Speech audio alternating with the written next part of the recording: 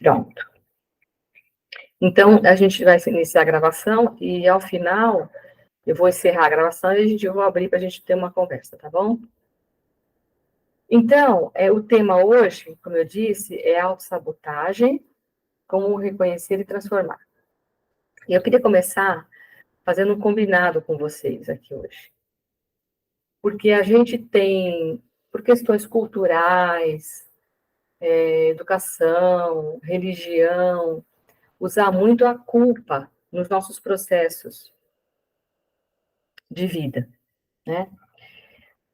E eu queria que a gente fizesse um combinado que a gente vai exercitar a presença hoje para ficar no campo da responsabilidade, para isolar a culpa, tá? Responsabilidade é responder a um chamado, é dar uma resposta àquilo que se precisa.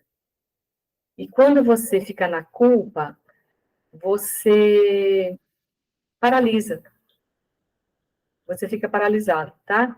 Então, vamos fazer um combinado que a gente vai ficar observando bem, e se alguém perceber que entrar na culpa, escreve aí, coloca no chat, para a gente poder sair desse lugar, tá? Porque se a gente for fazer as reflexões que a gente vai fazer aqui hoje, no pódio da culpa, você vai ouvir e não vai acontecer mais nada, porque a culpa te paralisa, tá?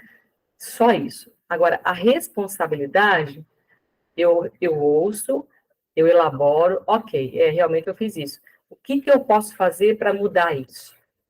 Essa é a grande diferença. Então, muito cuidado, porque a culpa, inclusive, a gente vai falar isso depois, ela é um caminho de autossabotagem, ela é uma veste da autossabotagem, ela é um disfarce da autossabotagem, tá? Porque a culpa, você fica de vítima, né? Então, você fica de coitado e fica cômodo, mas você não sai do lugar, tá? Então, vamos ficar atento da onde que eu estou ouvindo e refletindo essa palestra de hoje, tá bom? Lembrando que a culpa é autossabotagem, culpa é passado, culpa é paralisia, porque passado já passou. Não tem como você movimentar nem transformar. Agora, o que você tem que fazer é no agora.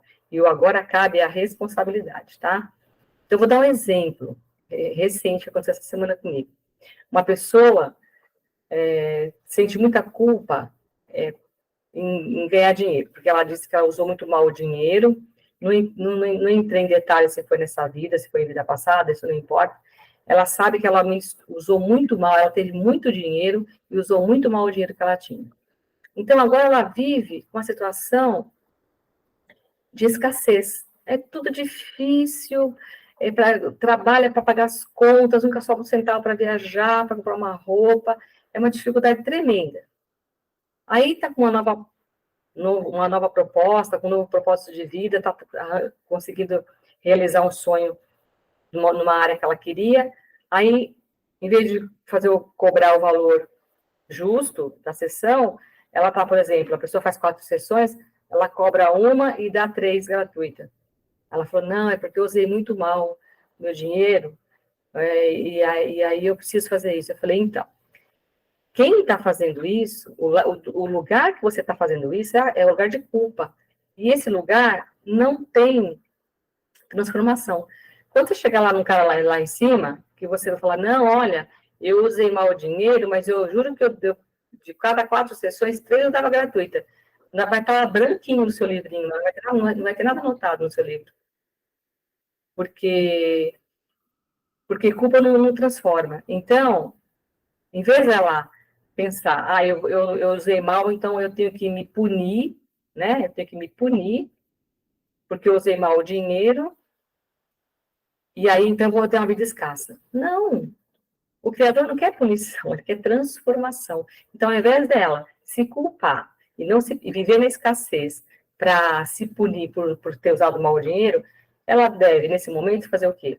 Usar bem o dinheiro, administrar o dinheiro, não ter gastos excessivos, ter generosidade, ser próspera. Esse é o melhor jeito que ela tem de redimir o que ela fez, e não ficar com o chicotinho da escassez em torno dela. Porque além dela sofrer, ela não transforma e não transcende. ela vai continuar com essa dívida do mesmo jeito. Então, a culpa é o pior lugar que você tem para olhar as coisas. Então, a gente vai combinar hoje que a gente vai ter esse olhar de responsabilidade, porque quando você assume, tá, qual é o próximo passo, a vida se encarrega de te trazer esse passo, tá bom? Seja por uma palestra, seja por um livro, seja por um sonho, seja por um terapeuta, não importa, a vida se encarrega. Então, pense sempre nisso, tá? No caso do exemplo que eu dei do dinheiro, a culpa por usar mal o dinheiro, então ela quer ser escassa para se punir, mas não gera transformação. Se ela for responsável, ok, eu usei mal o dinheiro, eu assumo. Eu não sabia o que eu sei hoje. Então, tá bom, eu vou administrar bem meu dinheiro, eu vou ter um consumo consciente, eu vou ser generosa, vou ser próspera e vou ser honesta. Pronto, quitou a dívida dela. Porque ela está ela tá na responsabilidade. E responsabilidade implica em ação no presente. Culpa implica em paralisia e presa no passado, tá bom? Sem falar que a responsabilidade, ela é autoamor, né? Ela é no presente, que é onde a vida acontece, ela é movimento e transformação. Então, ser responsável, responder a um chamado, é o melhor que se há de fazer, seja qual for a sua questão de vida, financeira, afetiva, profissional, espiritual, mental, não importa, não importa. A culpa é o pior lugar para você estar, porque você não está, porque ela é do passado, você está no presente. A vida acontece aqui, tá bom? Então, antes da gente, a gente ainda, isso aqui foi só um preâmbulo para o tema, a gente ainda não começou. Então, agora, antes da gente iniciar oficialmente o tema, que eu quero iniciar com a definição da palavra, autossabotagem, eu vou pedir para vocês sentarem um pouquinho confortáveis, que a gente vai fazer uma respiração, e eu vou dar um tempo para vocês respirarem. Por exemplo, vou contar. Aí, se eu contar 3, e para você for mais confortável 2, não importa. Se para você for confortável 4, não importa. Eu quero só que você vá respirando na entoada da minha fala. Mas não se preocupa em ficar seguindo à risca o meu tempo, porque nós estamos num grupo. Então, é muito difícil você achar um tempo igual dentro de um grupo de pessoas diversas, tá? Mas eu quero só que você perceba que eu vou tentar te trazer para um ritmo de respiração que seja com 3, seja com 4, seja com 2, você vai encontrar uma calma melhor para a gente iniciar o tema na presença, tá bom? Então,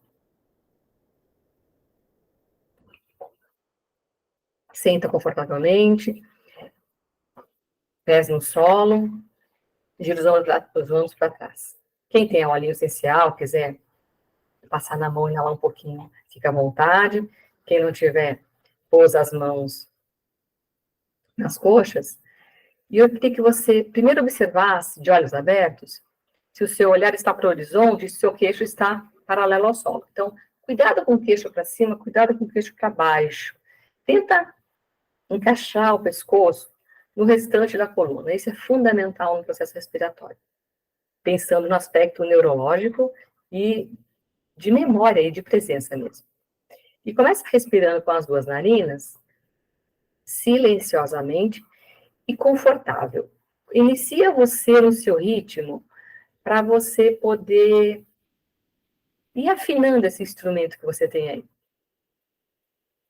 Vai respirando silencioso e vai percebendo o tamanho que você respira, se está difícil, se está ansiosa, mas tudo sem julgar. Só para você se trazer para esse momento que a gente quer ficar na responsabilidade hoje. E não tem como estar nela sem estar presente.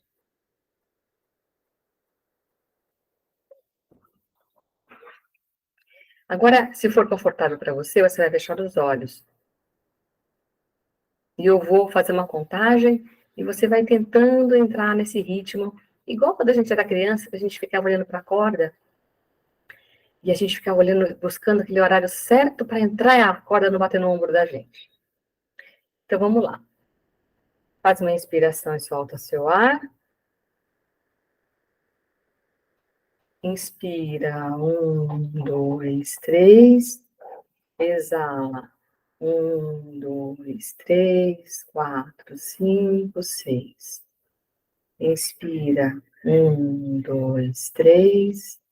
Exala, 1, 2, 3, 4, 5, 6. Inspira, 1, 2, 3. Exala, 1, 2, 3, 4, 5, 6. Inspira, 1, 2, 3. Exala, 1, 2, 3, 4, 5, 6. Inspira, 1, 2, 3. Exala, 1, 2, 3, 4, 5, 6. Inspira, 1, 2, 3. Exala, 1, 2, 3, 4, 5, 6. Inspira, 1, 2, 3. Exala, 1, 2, 3, 4, 5, 6. Inspira, 1, 2, 3. Exala, 1, 2, 3, 4, 5, 6. Inspira, 1, 2, 3. Exala, 1, 2, 3, 4, 5, 6. Sente a respiração um pouquinho.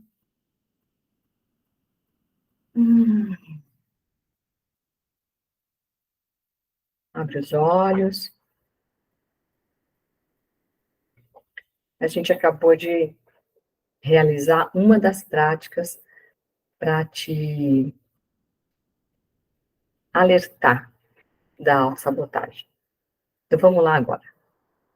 Eu vou começar falando da autossabotagem.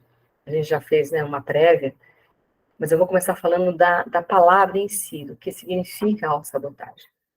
Então, autossabotagem. Auto é um prefixo de origem grega, usado para designar algo que é próprio. Sabotagem, por sua vez, é o ato ou efeito de sabotar, que significa dificultar ou prejudicar uma atividade. Então, auto é algo que é próprio, sabotagem, o efeito de dificultar ou prejudicar uma atividade. A autossabotagem, portanto, é agir contra si mesmo, ou seja, atrapalhar as próprias tarefas. Agora me veio a lembrança da doença autoimune, né? Que é isso que a gente faz, né? Que acontece no corpo. O próprio corpo se sabota, né? Se agride. Então, a autossabotagem, gente, ela é uma forma de negação daquilo que eu preciso realizar ou praticar.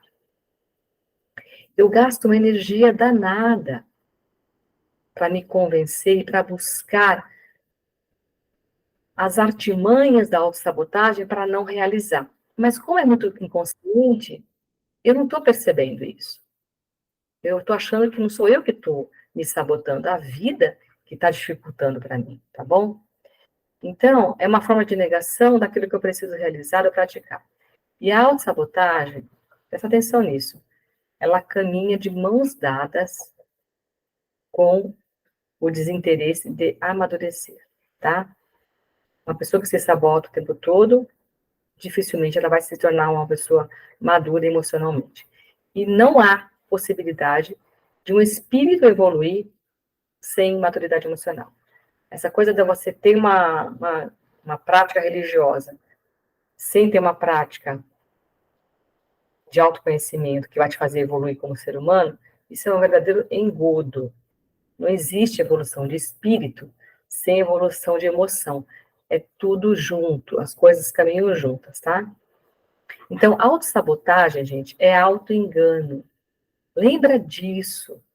Quando você, depois que a gente terminar a palestra, você vai ter uma relação de coisas que é autossabotagem e você vai descobrir outras, né? Você pode até compartilhar depois aqui. Mas lembra disso, para resumir, autossabotagem é autoengano. Para você lembrar bem disso, para isso te fortalecer a fazer o passo contrário, a ir na contramão da autossabotagem, tá? Eu vou dar um exemplo, bem simples mesmo. Um diabético que come doce escondido. Eu pergunto para vocês, ele está enganando quem? Ele está sabotando quem? Ele está pondo em risco a vida de quem? Mas na cabeça dele, quando ele come escondido, ele está escondendo da filha, ou da esposa, ou do esposo, ou do filho. E aí ele tem uma sensação de que não vai fazer mal. Na cabeça dele, ele come ele escondido, está tudo certo, porque ninguém está sabendo. E aí é um jeito que ele tem, é como se ele terceirizasse a consciência dele para o outro. Então, assim, como o outro não está sabendo, como a minha consciência está nele, então está tudo certo. Entende como isso é sério? A autossabotagem ela é muito sutil, ela é como eu falei no começo, ela é da mente, ela é do invisível. Você não pega a autossabotagem, você reconhece a autossabotagem, tá? Ou uma outra situação, uma pessoa com uma questão de saúde séria, tomando refrigerante, comendo coxinha. Não, mas isso é raro acontecer. Isso é raro acontecer.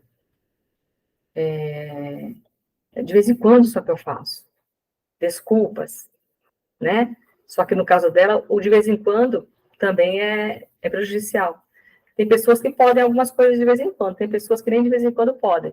E aí é onde entra a questão da maturidade emocional para você lidar com as suas possibilidades e lidar com as suas limitações e trabalhar dentro delas de uma forma que te favoreça e não que te desfavoreça, né? Porque quando a gente tem limitações e a gente tem infantilidade e não aceita, a gente, em vez de driblar a limitação, a gente dá força para a limitação, tá? Então, a autossabotagem tem muitos mecanismos, gente, muitos mecanismos.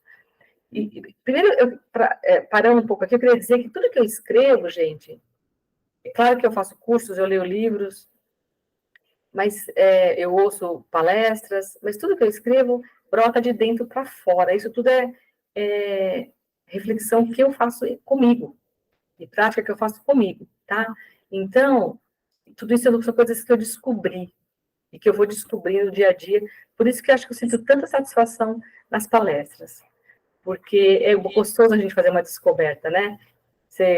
A pessoa descobriu a lâmpada, que ele passou para ele? Que graça teria? Nenhuma, né? Então, deixa eu fechar o microfone aqui, um minutinho só. Então, a autossabotagem tem muitos mecanismos, né? E quando que ela começa? Quando a autossabotagem começa? Ela começa a todo momento. Ela começa a partir do momento que você tenha um desafio para realizar, que você não esteja pronto, ou você não esteja disposto ou disponível para ele, né? E aí, eu percebo que a autossabotagem, o pódio da autossabotagem são as desculpas. As desculpas, porque é uma coisa assim, desculpa, né? Eu tiro a culpa.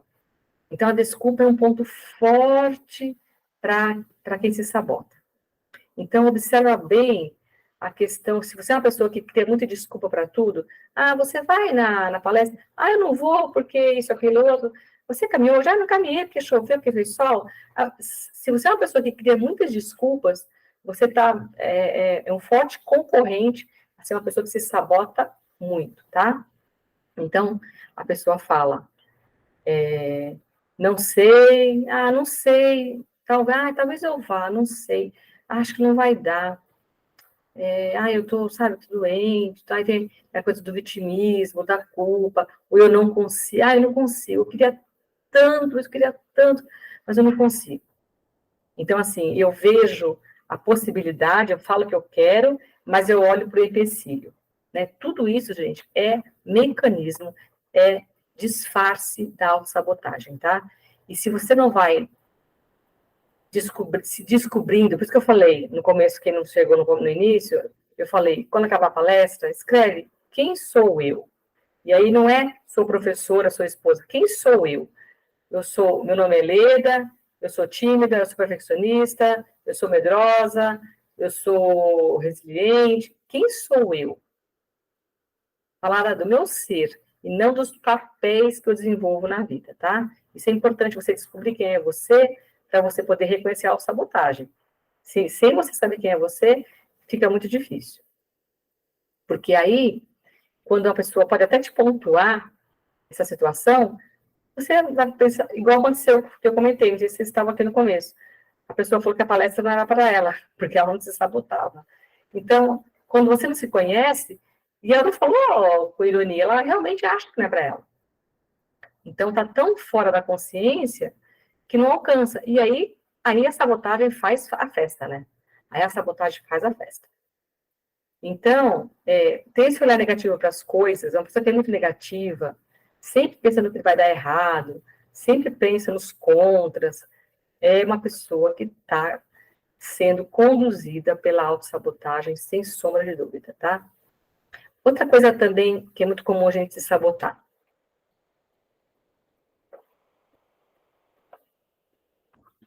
Quando eu estou no processo de crescimento, de autoconhecimento, de amadurecimento pessoal, emocional, desculpa.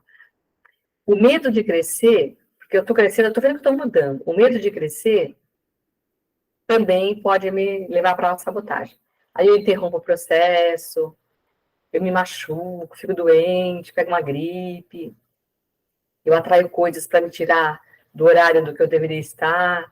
Tudo isso porque a gente tem uma crença muito falha, né? De que crescer é ruim, de que crescer dói. Então, meu medo de crescer. Qual é o pior? Quando vier o medo, gente, de crescer ou de qualquer outra coisa, pergunta para você.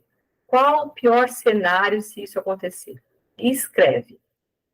Porque o medo também é invisível. O medo também é da mente. Então, você tem o medo, você sente ele no corpo, taquicardia, suor, diarreia, insônia, palpitação. Ele está dando sensações em você, mas ele está aqui. E o medo está no futuro, está sempre no que está por vir. Mesmo que você tenha medo de algo que você já viveu, vivi um sequestro relâmpago. O medo que você tem que aconteça de novo é no futuro, que ele já aconteceu, já passou. Então, o medo é do futuro, tá? Então, não existe futuro. Só existe o agora. Quando o futuro acontecer, ele vai estar no agora. O futuro, ele é diáfano. Ele não existe, né? Quando você chega nele, eu vou dar um exemplo bem simples.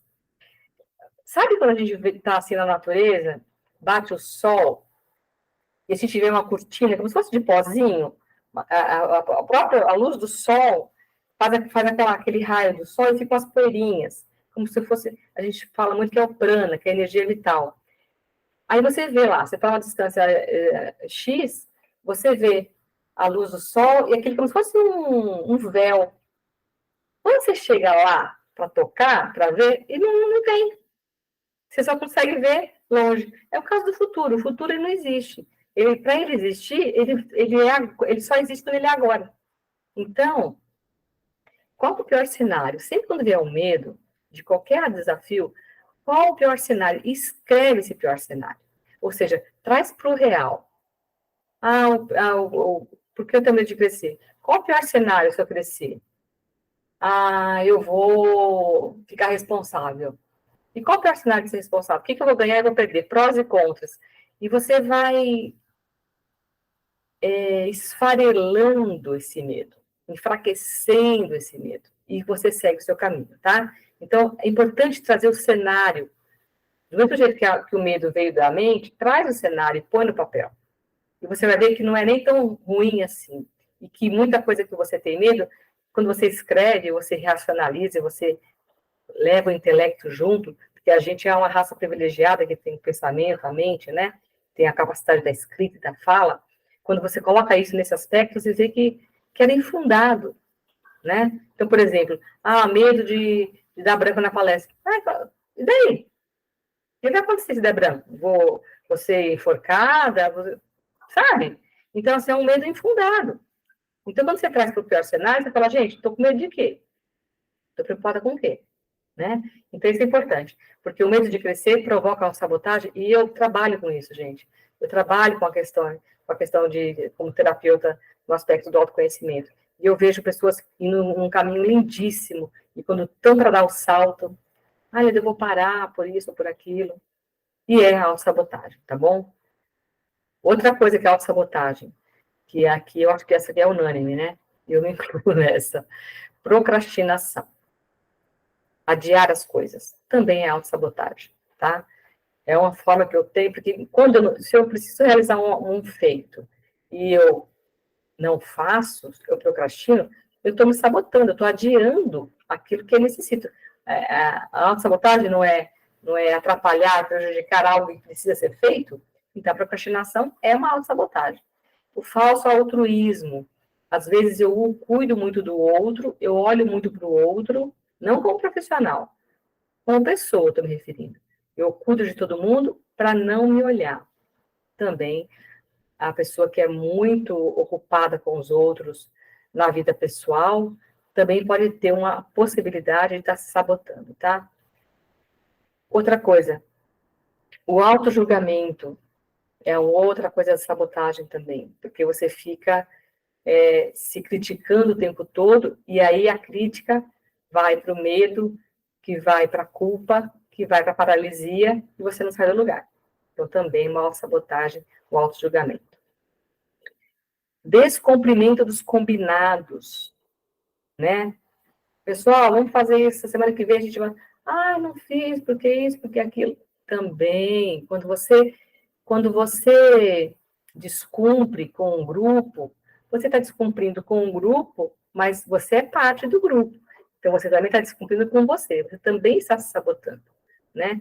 E o ganho que você teria em fazer um trabalho com o grupo, você vai perder. O grupo não vai perder. Quem fez do grupo vai continuar a vida que segue.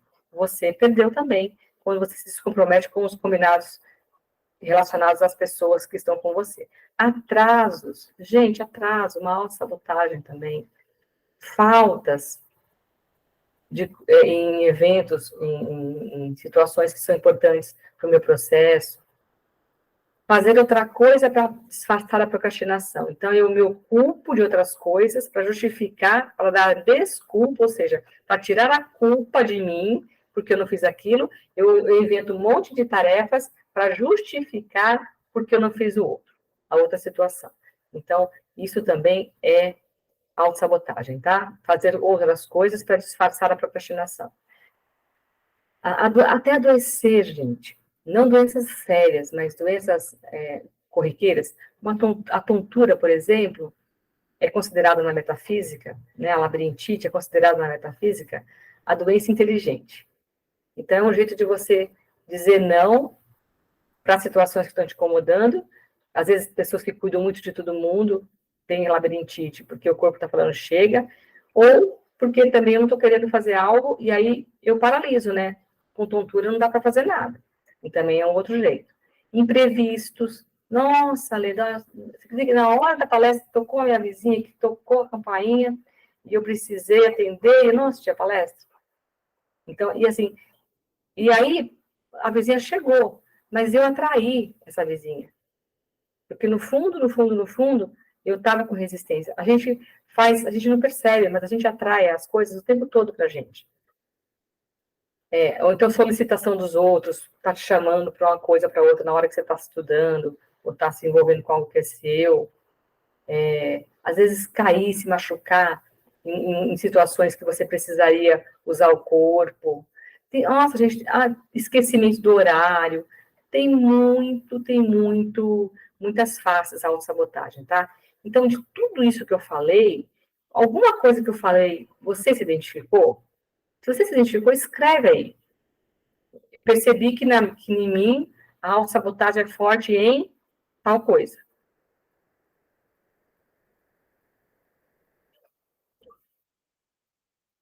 Do que a gente falou até agora, vieram outros mecanismos na sua mente?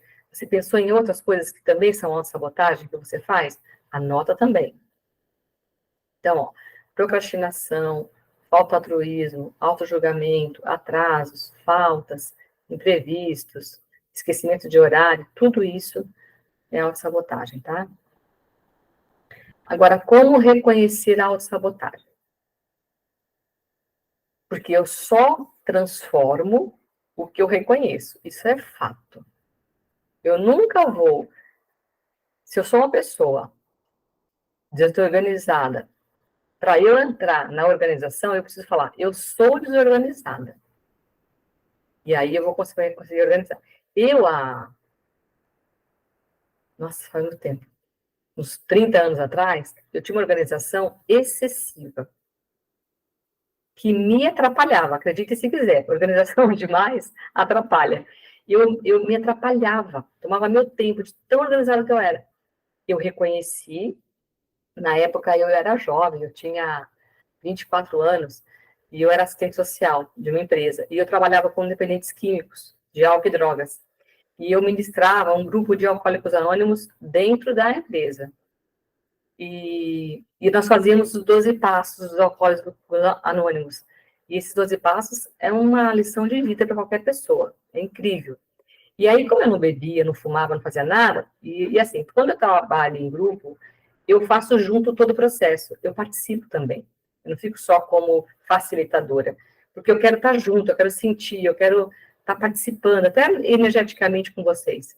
Então, eu fazia os 12 passos.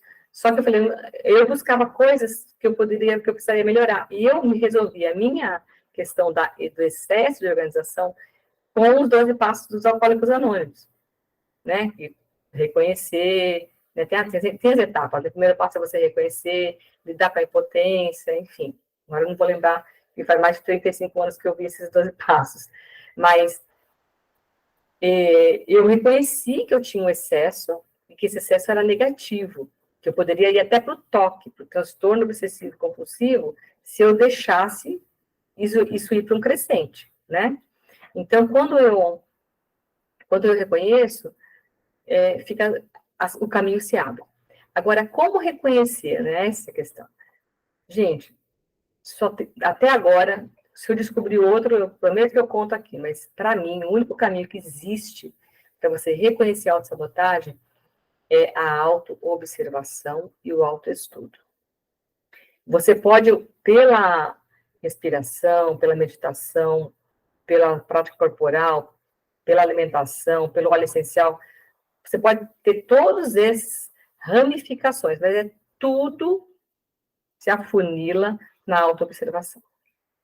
Não tem como. Até porque a autossabotagem é da mente, ela é invisível. Se você não estiver presente, você não nota, tá? E assim, a autoobservação é um ponto importante, mas você precisa partir para o autoestudo. Qual a diferença da autoobservação para o autoestudo? A autoobservação é assim, eu reconheço que eu percebo que eu estou muito organizada. Isso foi uma autoobservação, eu percebi isso no meu cotidiano. Agora, o que eu vou fazer com isso é o autoestudo. Por que eu sou assim?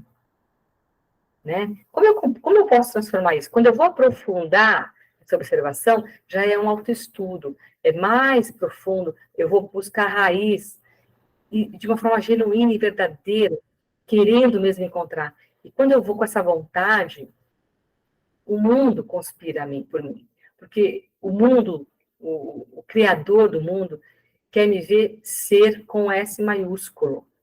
Então, quando eu levo meu coração naquilo que eu faço, seja para o outro, seja por mim, as portas se abrem, tá? Então, para mim, a autossabotagem só se reconhece, só se transforma pela autoobservação. Nós vamos daqui a pouquinho detalhar um pouco o que é essa autoobservação, os caminhos, tá? Então, e assim, a autoobservação é no dia da aula de yoga, é na hora que eu estou respirando óleo essencial de manhã, a autoobservação é na hora da meditação? Não. É na hora da palestra? Também.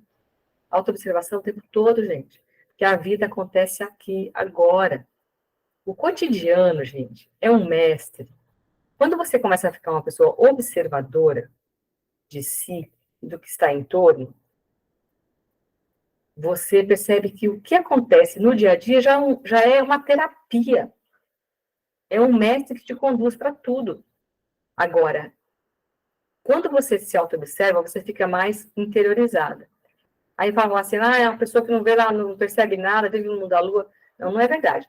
Eu vou falar para você, se você chegar aqui com cabelo azul e era marrom, eu não vou perceber, vou ser bem sincero. Eu não observo se você trocou de roupa, se você emagreceu ou engordou, tem que ter emagrecido ou engordado uns 20 quilos para eu perceber.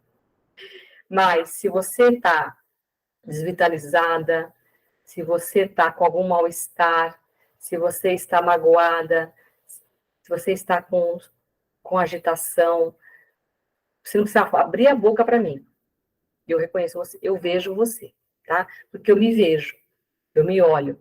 Então, essa coisa de falar que a pessoa fica desligada, ela fica desligada porque não importa. Porque não, que diferença faz eu saber se você pintou o cabelo, se você não pintou? O que vai mudar a minha vida e a sua vida? Não muda nada, né? Agora, eu perceber que a minha amiga tá com uma questão de angústia, e eu perguntar, tá tudo bem com você? E ela abrir o coração e ficar aliviada, isso faz muita diferença na vida dela, e na minha também. Porque quanto mais seres estiverem bem na luz, melhor para todos os seres do planeta, né? Então, a pessoa que se cuida, que se olha, fica mais introspectiva, mas ela enxerga o mundo como que deve. Ela começa a perceber mais a natureza. Eu noto isso, gente, às vezes, se eu estou num dia de ansiedade, de agitação, eu vou fechar, às vezes, a janela e falo, nossa, hoje eu abri a janela e eu não vi a árvore. Eu não falei para a árvore, não olhei para a árvore, só abri a janela, porque eu não estava presente, né? Mas aí, como você vai treinando essa mente, porque a mente é treinável, isso aqui é a grande boa notícia, né? A mente é treinável. Do mesmo jeito que eu mal treinei ela para ficar no futuro, eu posso treinar ela para ficar no presente. E quanto mais você treina, mais você se traz para o agora, e quando você sai dele, você percebe que você saiu. Essa é a diferença. E quanto mais no agora, ó, o passarinho acabou de cantar aqui, ó, estão ouvindo? Confirmar, isso é confirmação, gente. Ó, de novo. Passarinho quando canta, quando você está falando alguma coisa, é confirmação. Tá bem? Obrigada. Então, e quando você se auto-observa, é prática de prevenção de autossabotagem, sem sombra de menor dúvida, tá? Porque o que acontece? Aí a questão é você repetir todo dia, né? Que eu estava falando isso. Quando é que é? Na yoga? Não, é toda hora, é todo momento. E não é ruim, gente, é maravilhoso.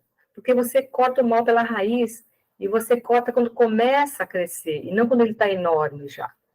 Então, o pessoal tem essa crença que crescer dói, por isso, porque não se observa, e quando vai observar, está um gigante. Aí é claro que vai doer, né? Se você fizer uma faxina, uma casa imunda, o seu músculo vai ficar dolorido. Se você fazer uma faxina numa casa que é limpa toda semana, não vai doer o seu músculo. Vai dar um certo trabalho, mas não vai doer, né? Então, é o mesmo caso da questão do autoconhecimento. É um exercício, tudo na vida, gente, você vai repetindo e vai ficando mestre naquilo que você realiza. Inclusive, mestre no que te desfavorece, viu? Infelizmente, né? E tudo isso é sem julgamento, sem culpa, né? Porque quando você fica na culpa, você fica com os três Ds, que meu mestre chama de os três demônios, que é a dúvida, da dúvida você vai para o desânimo, e do desânimo você vai para a desistência.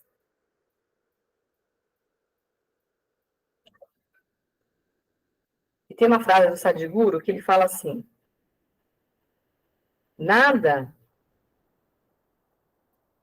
qualquer coisa, além da sobrevivência, porque para eu estar aqui, para bater meu coração, funcionar meu rim, eu não estou me esforçando em nada, meu corpo tá, mas eu não estou precisando nem pensar nisso, né? Então, qualquer coisa, além da sobrevivência, precisa de algum esforço para acontecer. Então, a vida o esforço é parte do processo da vida. Então, quando você fica buscando só facilidades, você não está sendo um praticante da vida. Você está sendo um praticante da autossabotagem, tá? Então, a gente precisa exercitar com responsabilidade, responder ao chamado, né? Porque a vida acontece no aqui e no agora. Então, a gente precisa... E quanto mais a gente se auto-observar e se auto-estudar, menos culpa você tem, porque você percebe o pulo do gato, você percebe a hora onde você está entrando. Essa semana aconteceu uma situação comigo, eu acordei com muita dor de cabeça, muita mesmo. Aí fui para meditação, aquela dor de cabeça, e aí eu fui percebendo, eu entrando no estado, porque a dor de cabeça é um estado, não sou eu. Mas eu estava entrando já no estado da dor de cabeça, dando um valor maior para ela. Aí eu já, Leda, você não é essa dor de cabeça. Isso vai passar, é só um estado. Segue o seu dia. E passou. Eu passei hortelã-pimenta, fui respirar, fazer meu yoga, me alimentar, passou. Agora, se eu ficasse pondo potência nela, eu não ia lembrar de passar hortelã-pimenta, eu não ia fazer yoga porque eu estava com dor de cabeça, e ela ia ficar o dia inteiro, né? Então, essa é a questão, a diferença de você ter o conhecimento de si e de você não ter. Você não fica refém das situações, refém dos pensamentos que você vê inoportunos, tá bom? E assim, acabar com essa crença que crescer dói, porque eu acho que pior do que a dor do crescimento, se é que ela existe, é igual a gente gastar dinheiro e investir dinheiro, né? Quando eu gastar dinheiro para mim, é você pegar o seu dinheiro em algo e você não ter nenhum retorno daquilo. Quando você põe o seu dinheiro em algo que você vai ter um retorno, você está investindo, você não está gastando. Então, se tem uma dor do crescimento e você tem um, colhe frutos desse crescimento, então o custo-benefício está valendo a pena, né? Agora, ficar na paralisia, se deixando tomar pelos pensamentos, pelos sentimentos impróprios, ser refém das pessoas. A pessoa que não se conhece, ela é melindrosa, tudo ela se ofende, tudo ela fica com mimimi, porque não pode falar isso, não pode falar aquilo. E não é porque ela quer ser assim, porque ela não se conhece, ela é imatura. Mas o passo da escolha para a mudança disso tem que partir dela. Mas os caminhos são muitos, né? Então, na minha experiência, eu acho que dor nenhuma, gente, de crescimento se compara à infelicidade, ao desânimo, à mente confusa e falta de paz. Eu acho que, olha, nada é mais valioso do que isso. Ter uma mente confusa e falta de paz interna, gente, isso é terrível, tá? E crescer é estimulante. A gente veio aqui para isso, né? A gente não veio aqui para comprar carro, para comprar celular, para ter uma casa, ter uma profissão. Isso faz parte da vida terrena. A gente tem um corpo, a gente precisa comer, a gente precisa vestir, a gente precisa dar moradia, a gente tem que ter uma profissão. Isso é parte da vida terrena. Mas não foi para isso que a gente veio aqui. Isso não somos nós. Tanto não, isso não somos nós, que a gente vai embora daqui e tudo fica. Se fosse a gente levava junto, tá? E outra coisa também, a gente tem fases na vida, né? Aqui, a maioria das pessoas aqui passaram dos 30 já, dos que eu vi entrando. E até os 25 anos, você está na fase do ter, quero fazer a faculdade, quero comprar um carro, quero fazer uma pós-graduação, quero ganhar um bom salário, tal, tal. Tá tudo certo. Depois de uma certa idade, gente, isso não deixa de ser necessário. Você não vai deixar de precisar sobreviver, de ter lazer, não é isso que eu estou dizendo. Mas você precisa buscar, além do ter, você precisa buscar o ser. Porque quando você ficar mais velho, quando você aposentar, você já vai ter casa, já vai ter carro, já vai ter aposentadoria. E aí vai ficar um vazio muito grande. E eu vejo isso muito nos idosos, não em todos, mas na grande maioria dos idosos. Um vazio. Só que a nossa geração, a geração dos nossos pais, não sabiam do que a gente sabe agora, né? Agora a gente está sabendo, a gente pode fazer diferente. A gente pode fazer diferente. Então esse vazio, porque ele não trabalhou esse ser, ficou só no ter, só na sobrevivência. E isso não basta para o ser humano. Isso é a parte do animal, mas a parte do ser humano, parte racional, precisa de algo um pouco mais, tá? Agora, como transformar? Eu falei como reconhecer, né? Com autoconhecimento. Como transformar? Através do corpo, vou falar um pouco dessa questão do corpo e dos pontos do corpo principais para você perceber isso, da respiração, porque a respiração vai deixar você presente, e você só percebe as malandragens da mente, os meandros da mente, pela respiração, ou melhor, desculpa, pela presença. E se você respira consciente, você está presente, tá? Os óleos essenciais, também é um caminho maravilhoso, mas percebe que eu falei, corpo, respiração, óleos essenciais, terapia, mas tudo se você for observar tudo que eu falei, vai cair na auto-observação e no autoestudo. Se você, por exemplo, fizer uma prática corporal no mecânico, respirar no mecânico, tomar um óleo essencial, passar de qualquer jeito, ir na terapia só para fazer blá, blá, blá, blá, blá e não refletir nada, não vai adiantar nada. Então, tudo é pela auto-observação, tá? E quando a gente vai observando, a gente tem a assimilação da mente inferior, apesar que ela fica na cabeça, ela fica acima do coração, mas não é inferior no sentido de desmerecimento. É uma mente racional, intelectual, mas a morada da verdadeira mente, aquela que entende, que sente, fala, é por aqui que eu tenho que ir, ela está aqui. Ela está no coração. Então, a gente precisa entender as coisas por essa verdadeira mente, para a gente poder caminhar, porque a mente é o princípio de tudo. Tudo começa na mente, no plano das ideias, né? E outra coisa, gente, pensamento, sentimento, emoção, atitude na vida afeta o corpo. Afeta o corpo, afeta a saúde física. Né? Às vezes a pessoa fala assim, eu queria que você me desse um protocolo para pressão alta. Aí eu peço a pessoa fazer a respiração, não, eu tô com a pressão alta, não tem nada para tomar. Falo, olha, a pressão alta, ela é o sintoma. Agora, o que faz você ter pressão alta? Pela nossa conversa, eu percebo que, no seu caso, é a ansiedade.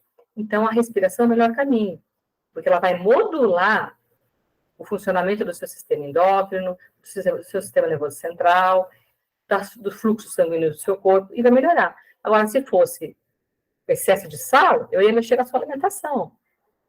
Então, o que a gente pensa, o que a gente sente, o que a gente faz, interfere na nossa saúde. Só que o Ocidente, o que a gente faz é muito claro já. Eu sei que se eu fumar vai fazer mal, se eu beber vai fazer mal, se eu comer muita gordura vai fazer mal. Isso a gente já tem internalizado, porque é concreto, né? Mas a gente não lembra dos pensamentos. Eu vi essa semana uma reportagem incrível de uma pessoa que eu sigo, que é muito competente.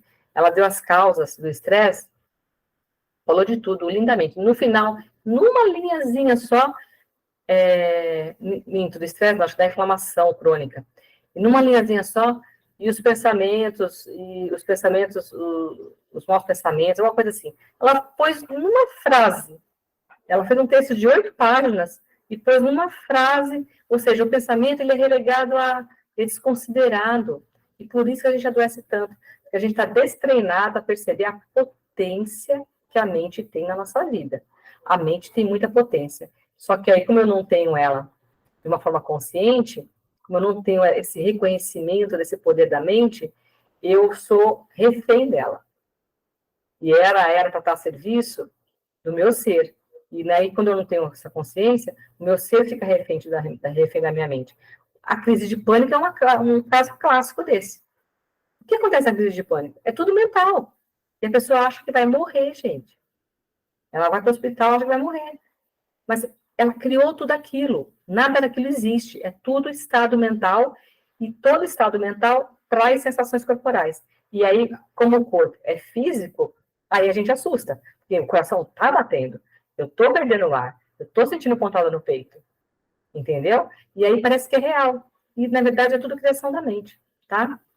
Então, a gente precisa entender isso. Por mais que a gente já saiba disso racionalmente, procurar se auto-observar para entender isso de uma forma mais profunda, para virar a chave, igual eu falei da dor de cabeça. Se você não tem essa consciência, você vai deixando, você vai se tornando os seus pensamentos. E você não é os seus pensamentos, você não é os seus sentimentos, você não é o seu corpo, você tem tudo isso. Você é um espírito, tá bom? Você é presença.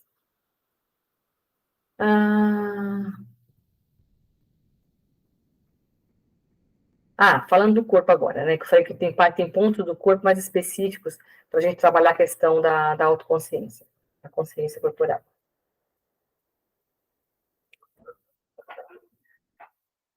Nada é desmerecido, tá? Tudo tem seu valor. mas pensando em autoconhecimento, pensando em percepção interna, quando você trabalha o eixo central, você tem um resultado muito mais diferenciado. Eu percebo isso na minha prática pessoal e no meu trabalho. O que é eixo central? Bacia, ou seja, quadril, né? Coluna, linha de ombros e cabeça. Vocês percebem que toda vez que eu falo para vocês respirarem, eu falo, gente, encaixa a cervical direitinho. Não é perfeccionismo, não. Tem um propósito para isso acontecer.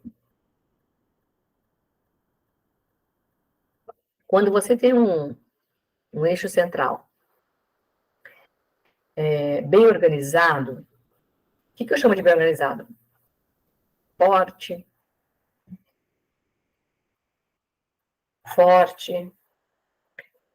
solto, fluido. Quando você tem um eixo central, que é bacia, coluna, linha de ombros e cabeça, forte, você se organiza por inteiro. Muda comportamento? Muda. Percebe autossabotagem? Percebe. Emagrece? Emagrece. Fortalece músculo? Fortalece músculo. Porque se vocês pararem para pensar, vocês já observaram que o eixo central, esse ponto que eu falei, né? Bacia, coluna, região. Vocês perceberam que a vida acontece aqui? Não estou desmerecendo braços e pernas, porque as mãos fazem muito e as pernas nos levam onde a gente precisa ir. Mas a vida, presta atenção, a vida, ela é gestada primeiro no baixo ventre e ela acontece no tronco e na cabeça. É aqui que acontece a vida. Tanto que tem morte o quê? Cardíaca e morte cerebral, né? Essa pessoa perde os braços e perde as pernas. Quantas pessoas vocês conhecem deficientes que a gente já ouviu na internet, a gente conhece pessoalmente, que não tem braço nem perna e é vivo? Então, a vida acontece no eixo central. Então, a consciência dessa vida acontece no eixo central, tá?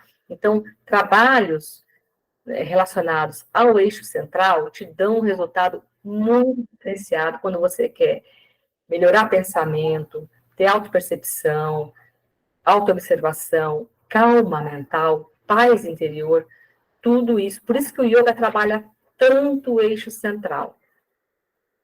E as extremidades, a gente trabalha o tempo todo, mas a gente trabalha sempre as extremidades, mas o eixo central, ele é um foco muito presente no yoga. Tanto que a postura mais simples do yoga, que é o Shavasana, que é uma postura deitada no solo, que você não está fazendo, entre aspas, nada, ela acontece só no eixo central. A gente fala, desliga as extremidades e sente o eixo central. Então, e é uma das posturas mais poderosas do yoga, e uma das mais simples. Então, assim, se você quer buscar o autoconhecimento e a percepção da autossabotagem pelo corpo, o eixo central é fundamental para você trabalhar, tá? O eixo central, além dessas questões mais sutis que eu falei, de autopercepção, de amadurecimento, ele trabalha os sistemas internos, psíquicos, neural, ritmo de pensamentos, vitalidade, criatividade, porque a coluna, ela faz parte desse eixo, gente. E a coluna, ela ramifica, ela tem ramificações que ela espalha para o corpo todo, vai para o tronco todo, para as laterais, desce para as pernas, vai para a cabeça, vai para os braços. É tudo, é tudo. É tudo conectado, tudo tem transmissão. E quando você desperta, limpa, solta e fortalece esse ponto que tem todas essas conexões, tudo funciona. Tudo fica atento, tudo fica proativo e pronto para a ação devida no devido momento, tá? Então, assim, lembrar que nada está separado, gente. Eu falei o tempo todo do corpo físico aqui, mas a gente tem a nossa fisiologia sutil também. Nós somos energia, nós temos um canal de energia, muitos canais de energia no corpo. Do mesmo jeito que a gente tem as ramificações nervosas, que você vê a olho nu, numa autópsia, né, numa sala, uma aula de anatomia, de fisiologia, ou em fotos, nós temos a anatomia sutil, que a gente não vê, mas a gente sente, né? Por isso tem a acupuntura, por exemplo, que trabalha muito isso, o próprio yoga, né? Os chakras. E vocês, não sei se vocês sabem, mas o períneo, Eu não sei se tem alguém aqui que não sabe o que é períneo. Se tiver alguém que não sabe, escreve aí, eu não sei. É importante a gente saber visualizar mentalmente para você entender o que é isso. O períneo, gente, ele está na base, né? Ele está entre o ânus e a vagina, aquele espacinho fechado. Só que por muitos anos eu achei que era só aquilo ali. Não, ele é um músculo maravilhoso interno. Ele é um assoalho pélvico. Qual é o papel do assoalho no chão? Sustentar, né? O chão sustenta o próprio peso. O assoalho pélvico sustenta intestinos, ovário, útero, tudo, rins. Então eu preciso ter um. O que acontece? A pessoa, estou com bexiga baixa, não é? Que a gente escuta falar. É períneo fraco. Só que, não sei se vocês sabem, mas lembra que eu falei que nada está separado, que o eixo central trabalha tudo junto? Uma pessoa que tem um períneo fraco, ela vai ter uma garganta mais fraca. Vai ter uma autoexpressão mais fraca. Vai ser menos articulada.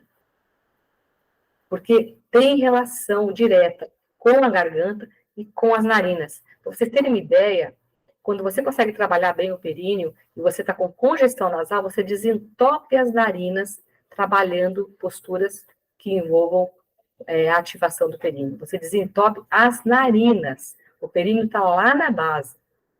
A narina está aqui no rosto. Eu já vivi isso. Na prática, tá? Então, depois eu fui perguntar para o meu mestre de yoga se fazia sentido, ele falou, faz todo sentido. Foi aí que eu aprendi a relação dos dois, tá bom? Então, você percebe como, às vezes, a pessoa acha que tem que ser difícil, tem que fazer coisas mirabolantes com o corpo. Não, coisas muito simples você pode realizar com o corpo, como, por exemplo, fazer o bambolê. Sabe o bambolê, quando a gente era criança? Fazer o bambolê, flexionar os joelhos, fazer o bambolê, até embaixo do chuveiro. Gira um pouquinho para um lado, gira um pouquinho para o outro, mas é todo dia, gente. Não é de vez em quando. É todo dia. Porque esse movimento de... E aí você leva lá na internet, períneo, foto. Acha a foto para você visualizar. Imagina o períneo trabalhando junto. E você vai ver que vai dar diferença na vitalidade, no vigor, nas dores do corpo. Muda tudo, tá? A região do quadril, gente, ela é uma região muito sagrada, ela é o portal da vida, né? Mas tem muita energia, mas também tem muita toxina. Porque as articulações são os pontos preferidos das toxinas. Se ela puder escolher onde ficar entre músculo e articulação, elas vão de longe escolher a articulação. E o quadril é uma articulação gigante. Então, tem muita toxina nele. A toxina do estresse, principalmente a toxina da raiva. E quando você movimenta o quadril, você também limpa. Além de hidratar a sua articulação, além de trabalhar o vigor energético, você desintoxica também o seu corpo, tá? Essa região é o centro da sexualidade, que em geral a gente ou nega ou vulgariza, né? Isso é uma realidade. E quando a gente não dá o devido valor para as coisas, o valor que as coisas têm, a gente perde muito com isso, né? Você desvitaliza aquilo que você desvaloriza, só que você está desvalorizando algo que é seu, então você está se autodesvalorizando. Quando a gente assume, né, quando a gente se deixa forte na sexualidade, quando a gente assume que ela é a causa da gente estar aqui, né, nessa vida, a gente se torna muito mais forte com a energia da vida em nós. E aí a gente fica muito mais presente, muito mais livre, muito mais autônomo, mais independente, para alcançar a autorrealização, tá? Tá acabando já, gente.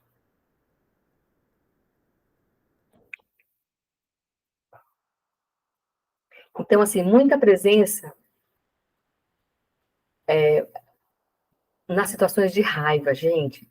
Percebeu que teve raiva? Solta o ar pela boca, na hora.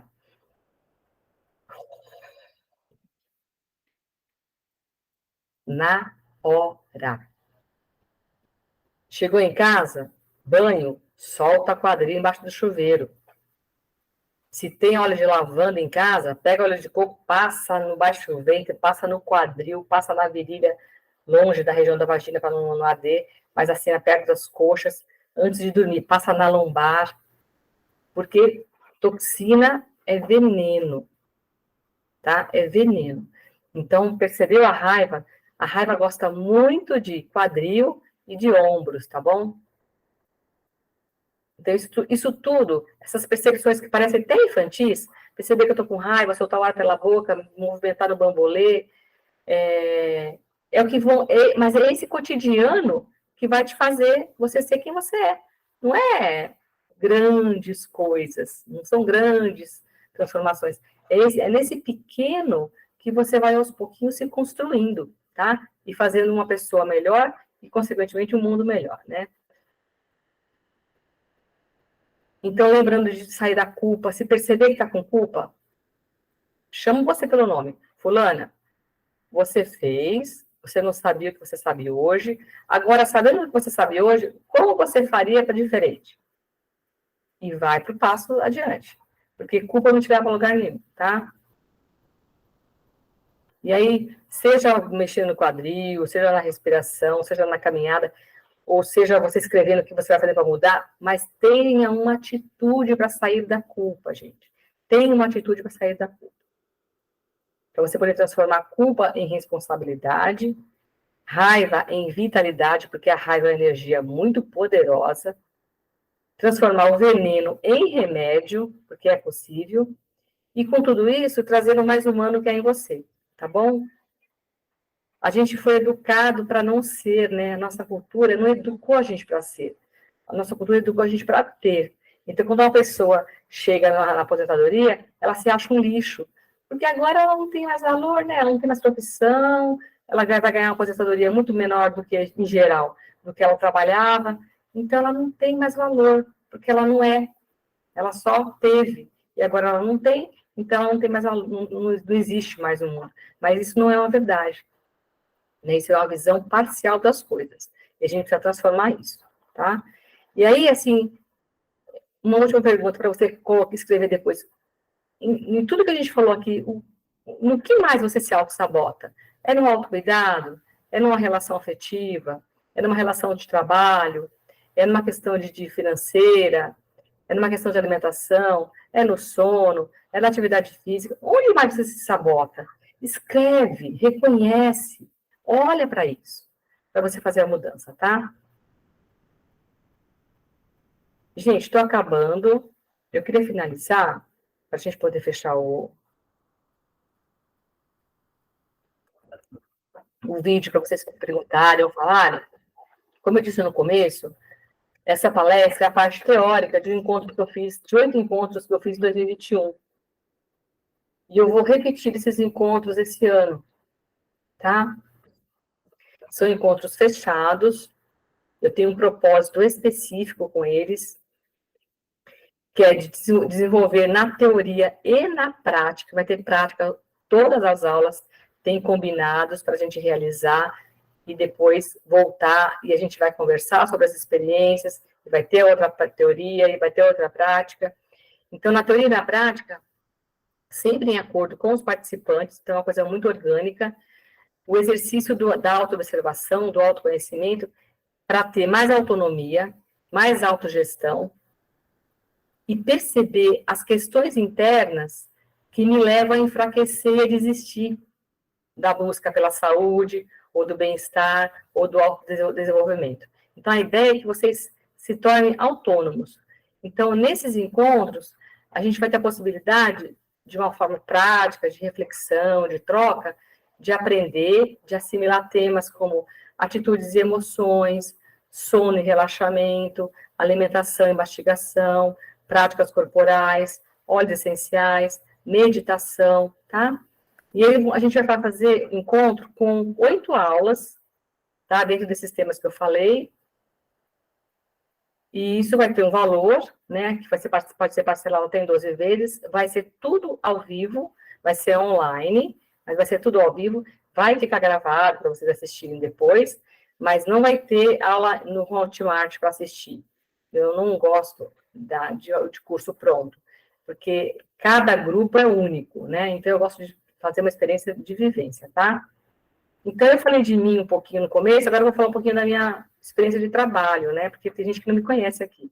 Eu sou professora de yoga, eu sou yoga terapeuta integral, eu sou yoga terapeuta hormonal para mulheres, aromaterapeuta, Eu tenho formação em alimentação consciente, em anatomia e fisiologia, em psicodrama aplicado, e a minha formação primeira foi serviço social, tá? Eu queria só ler alguns depoimentos, para a gente fechar, do grupo de 2021, que foi um grupo bem especial, e foi o primeiro grupo que eu fiz online, porque esse trabalho eu sempre fiz presencial, antes da pandemia, né? E aí, o primeiro grupo que eu fiz online foi em 2021, que deu muito certo. Então, eu vou ler alguns depoimentos. Notei que melhorei o controle das situações. Não deixo mais o estresse me dominar, o perfeccionismo me dominar, controlei a compulsão alimentar, aprendi demais. Outro, desenvolvi amorosidade comigo mesma, centramento e relaxamento. Percebi meus excessos nos meus comportamentos e emagreci. Minhas percepções ficaram mais profundas e minhas sensações mais refinadas. Passei a me observar mais, principalmente os meus pensamentos. Estou com mais concentração na meditação, sinto um aquietamento diferente desses anos todos de prática. Me sinto mais presente. Mudou minha consciência corporal. Não vou desistir de mim, aprendendo a me colocar em primeiro lugar. O maior ganho foi olhar para mim mesma, ampliar a minha autoobservação. As conversas, as práticas, os temas, os olhos, fizeram tudo ser mais intenso e mais potente. Passei a comer mais fruta, ao invés de guloseimas, de forma espontânea. E aprendi que a comida é minha amiga. Tomada de consciência e mais autonomia. Percebi que sou capaz de mudar. Melhorei em tudo. Aprendi a mastigar, estou me sentindo fortalecida, empoderada, calma, sabendo tomar atitudes. Aprendi a dizer não e emagreci. O grupo foi maravilhoso, o respeito e a ajuda mútua. Foi além do que eu esperava. Me trouxe calma, leveza com os alimentos, melhorei a autoobservação, aprendi a ficar mais comigo mesma, a respeitar o meu corpo desde o momento. As práticas corporais que foram ensinadas fizeram muita diferença no meu dia a dia, ampliei minha consciência da importância e da prática da respiração. Então, esses foram os depoimentos que eu peguei na íntegra, de pessoas que fizeram o curso, tá? O curso não é um curso, são encontros, tá, gente? Porque é ao vivo, e os encontros que a gente vai ter, quem escolher fazer, vai ser só o nosso encontro, tá? As inscrições, isso aqui eu vou mandar no grupo depois, ou para quem quiser no individual, tá? As inscrições até dia 17 de abril. São 8 encontros, vai ser um pouco diferente do de 2021. O de 2021 eu fiz um por semana. Só que a gente ficou pouco tempo, teve muita reclamação, queria que fosse maior. E, de fato, se fosse mais tempo, eu acho que daria até uma virada de chave mais intensa. Então, vai ser um por mês, ou dois, quando o mês tem 5 semanas. Mas a gente vai ficar em contato de um ponto para o outro, a gente vai ter um contato frequente para a gente ir se fortalecendo, tá? Então, vai começar dia 29 de abril, as inscrições até dia 17 de abril, vai começar dia 29 de abril e vai terminar 16 de setembro, tá? 29 de abril vai ter um encontro, 13 de maio vai ter outro encontro, em junho vão ter dois, 3 e 24, em julho vai ter 15, em agosto 5 e 26, em setembro o último, dia 16. Todos aos sábados, nesse horário, das 17 às 19. A gente começa com meia hora de bate-papo, dentro da experiência passada, da semana passada, depois eu tenho a parte teórica, temos a parte prática, tá? E aí, no final de todo o curso, vocês recebem um PDF com todo o conteúdo, e quem precisar de certificação, eu também ofereço certificação, tá? Porque para algumas pessoas isso faz diferença no âmbito profissional, né? E é isso, gente. Eu vou desligar aqui agora para a gente poder conversar quem quiser, tá bom? Só um minutinho, eu vou encerrar aqui.